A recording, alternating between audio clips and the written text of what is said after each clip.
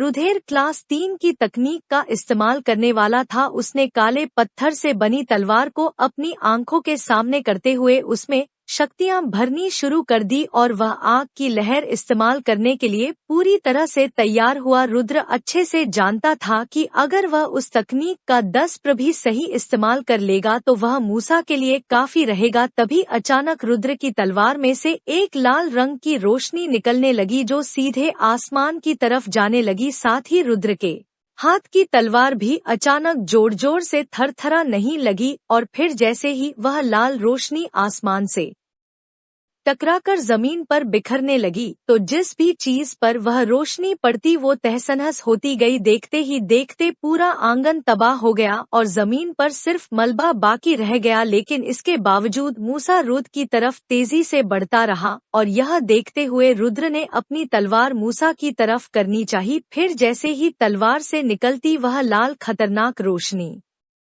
मूसा की तरफ हुई तो उसकी आंखों में एक अजीब सा खौफ झलक लगा। यह ताकत उसकी सोच से परे थी और इससे भी ज्यादा चौंका देने वाली बात यह थी कि रुद्र ने पिछले 2 महीनों में अपनी शक्तियां इस तरह ऐसे बढ़ा ली थी कि वह इतने ताकतवर हमले को काबू कर पा रहा था। मूसा को याद था जब रुद्र ने पिछली बार इस तकनीक का इस्तेमाल किया था तब उससे वह तकनीक संभल नहीं पा रही थी, लेकिन इस बार वह क्लास 3 की तकनीक पूरी तरह से रुद्र के काबू में थी। यही देखते हुए मूसा ने गुस्से में अपने दांत पीसने शुरू किए और वह लगातार आगे बढ़ता रहा क्योंकि अगर वह पीछे हुआ तो वह जानता था कि मौत उसका इंतजार कर रही थी। अब मूसा के पास सिर्फ 2 रास्ते थे, या तो किसी जाबाज की तरह हमला करके जीतने की कोशिश करो या फिर पीछे हटकर हार मानते हुए मौत को स्वीकार करो। यह सोचते हुए मूसा ने अपनी बची कुची शक्तियां अपने भाले में डालते हुए उसे सीधे रुद्र की तरफ फेंका, लेकिन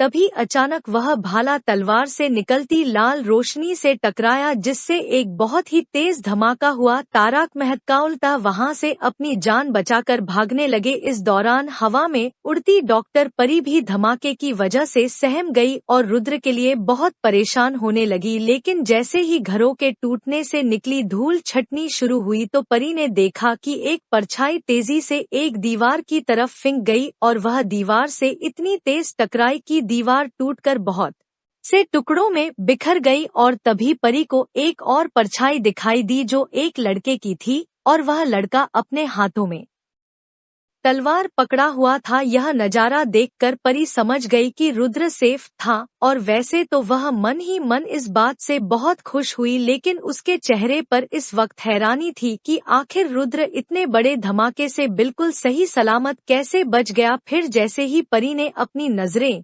रुद्र से हटाते हुए मूसा की तरफ की तो सबसे पहले तो उसे वो टूटी हुई जगह दिखी जो कुछ देर पहले मूसा का गढ़ लग रही थी, लेकिन इस वक्त उसकी वो हालत हो रखी थी जैसे एक पल पहले कोई बहुत बड़ा भूकंप उस जगह पर आया हो जिसने सब कुछ तहस-नहस करके रख दिया। उसके बाद परी ने चील के कान के पास हाथ फेरते हुए उसे नीचे जाने का इशारा किया और उसके इस इशारे के बाद वह चील उतरक आंगन में आने लगा। फिर जैसे ही वह चील आंगन में पहुंच गया तो परी ने तुरंत उस पर से उतरते हुए सीधे रुद्र की तरफ चलना शुरू किया और जैसे ही परी रुद्र के पास पहुंची तो उसने मूसा की तरफ देखते हुए रुद्र से सवाल किया, यह जिंदा है या फिर इस पर रुद्र ने परी को तुरंत जवाब देते हुए कहा, जिंदा है लेकिन बहुत बुरी तरह से जख्मी है। इतना कहकर रुद्र को देखकर मुस्कुराने लगा, लेकिन तभी अचानक उसे जोर की खांसी आनी शुरू हो गई और खांसते खांसते उसके मुंह से खून निकलने लगा। उसके हाथ में खून देखकर परी ने घबराते हुए रुद्र से पूछा, तुम ठीक तो हो ना?